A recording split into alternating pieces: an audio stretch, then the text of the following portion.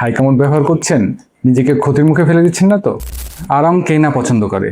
এই যুগে আমাদের আরামায়েশের একটা সংযোজন আধুনিক হাই কমোড। কিন্তু আপনি জানেন কি এই আধুনিক হাই কমোড থেকে কত ভয়ঙ্কর কিছু হতে পারে? গবেষণায় দেখা যাচ্ছে এই হাই কমোড ব্যবহারের জন্য বেশি হতে পারে পাইলস, কনস্টিপেশন, এমনকি ক্যান্সারও।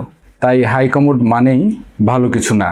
সাধারণত যখন আমরা 90 ডিগ্রি অ্যাঙ্গেলে বসি জাস্ট এইভাবে, তখন আমাদের মলদ্বারের পাশ দিয়ে পিউবোরেক্টালিস নামে একটা মাসল আছে যেটা শিথিল হয় না বা পুরোপুরি রিল্যাক্স হয় না, যে কারণে আমাদের মলত্যাগটা একটু বাধাগ্রস্ত হয়, সময় বেশি লাগে। এর ফলশ্রুতিতে আমাদের এই কমপ্লিকেশন বা জটিলতাগুলো দেখা যায়। কিন্তু আমরা পূর্ববর্তী সময়ে যে পেনগুলো ব্যবহার করতাম, যেখানে আমাদের পজিশনগুলো থাকতো আমাদের কোমরটা একটু ভাঁজ করে, যেটা 35 ডিগ্রির মতো ভাঁজ হয়ে থাকে, এই ক্ষেত্রে সেই মলদ্বারের পাশের পিউবোরেক্টালিস মাসলটা পুরোপুরি রিল্যাক্স হয়, যে কারণে আমাদের মলদ্বারটা খুব সহজেই ফাঁকা হয়ে যায় এবং আমাদের যে মল ত্যাগটা খুবই সহজ হয়। তাহলে উপায় কি?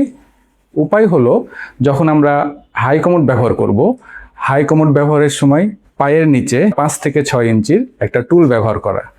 এই ক্ষেত্রে আপনার সেই মাসলটা রিল্যাক্স হবে। এবং অবশ্যই টয়লেটে মোবাইল ব্যবহার করব না। খুব কম সময়ে, যতটুকু না বসলেই নাই, এই সময়ের মধ্যে আমাদের টয়লেট সম্পূর্ণ করব। তাহলে আমরা এই পাইলস, কনস্টিপেশন এবং ক্যান্সারের মতো ভয়ঙ্কর রোগ থেকে দূরে থাকতে পারবো। সচেতন হন, ভালো থাকুন। ধন্যবাদ।